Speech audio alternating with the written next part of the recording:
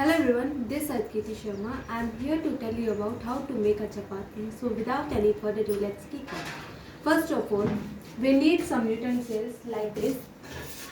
Then we shift the flour.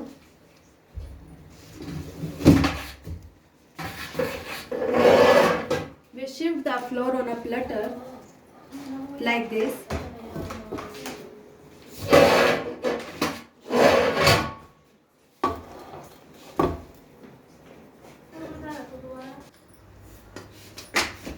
Then we shifting the flour like on this on a platter.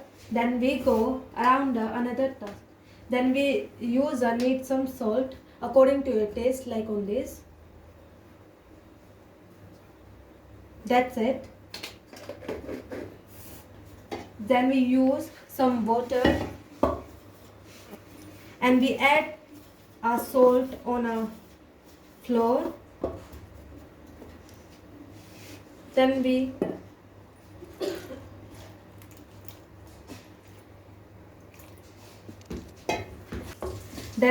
mixing the flour on a water like this.